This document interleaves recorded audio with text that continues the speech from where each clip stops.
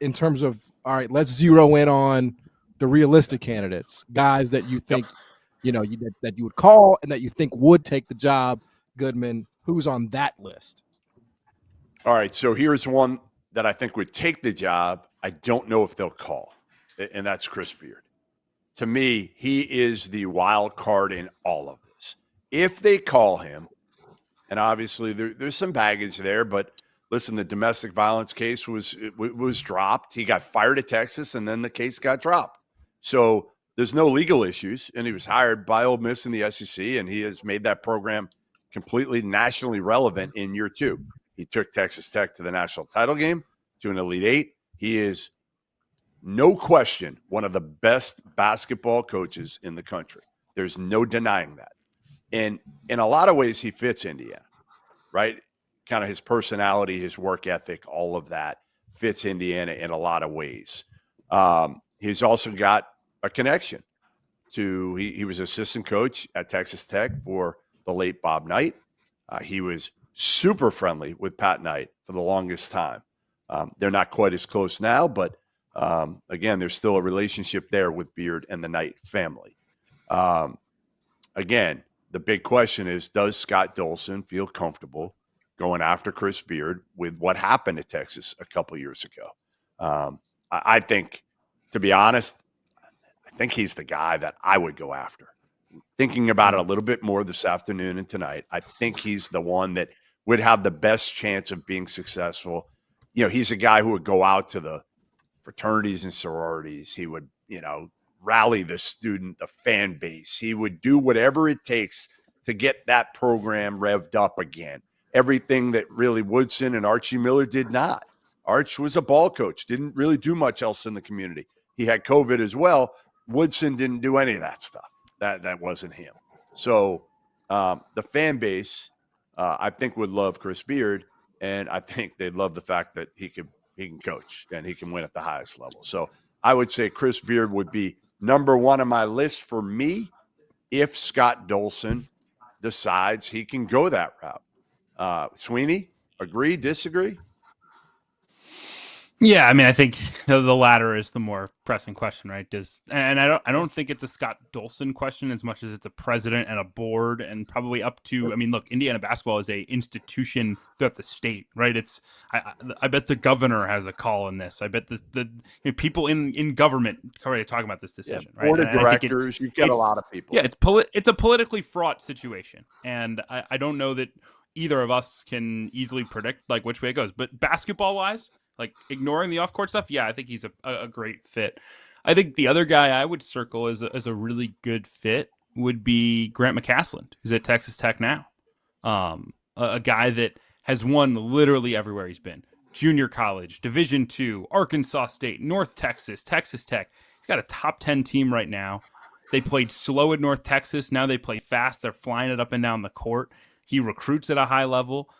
He's really good with people, but he also, I think the hardest thing about being the head coach at Indiana is that you have so many people pulling you in so many different directions. And I think Grant is the type of person who's humble enough to understand, hey, here's what I'm good at. Here's what the people around me I need to delegate this to. And I need to hire someone who understands Indiana and can go, wear a red sweater and go to booster events and things like that. Like, not that Grant can't do those things, but he'll delegate and he'll manage the beast that is this job in a different way. I think he makes a lot of sense. Obviously, the resume is a little shorter, at least in terms of highest level experience, right? I think there's a feeling that Indiana needs to go get a guy that has, been to a Final Four, or, won a national championship in the case of Scott Drew or something like that. Like, I think Grant McCasland's on his way to doing that type of thing at Texas Tech, and I wouldn't pass on the opportunity to go get him. He's just a Texas guy. I don't know if he'd leave for Indiana. I honestly think about it. They've got as much resources right now for sure as Indiana does.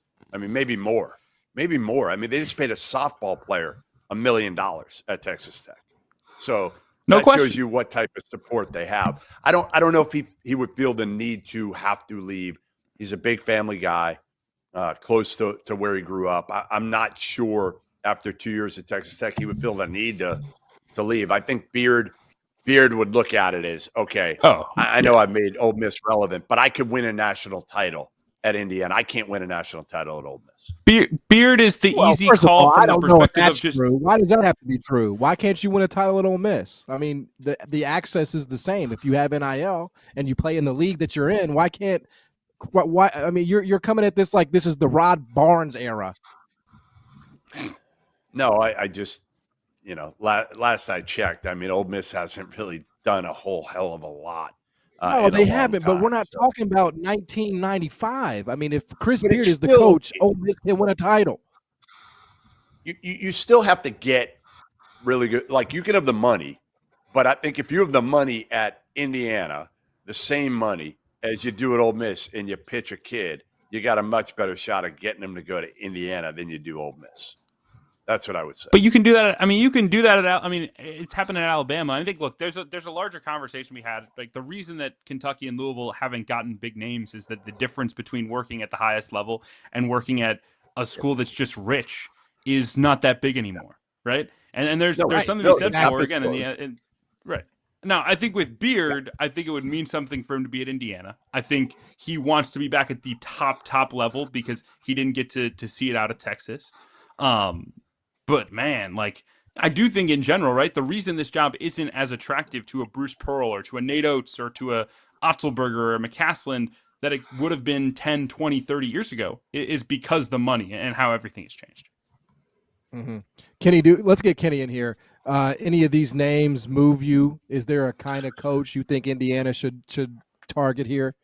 Well, when you said Beard, I mean, it makes sense from the standpoint of just like look at the league that they're in. They're I mean, it's an easier. I'm not saying the Big Ten's a bad league by any means, but it's just an easier path. You're playing against top 25 teams every single game in the SEC, and like, yeah, that's good for resume building and all that stuff. But like, and Indiana is a bigger brand than Ole Miss. There's nobody arguing that. So I think, I think that would be for a lot of these coaches in the SEC. Indiana, I think, would be a lateral move as far as the positions of the teams now in today's climate.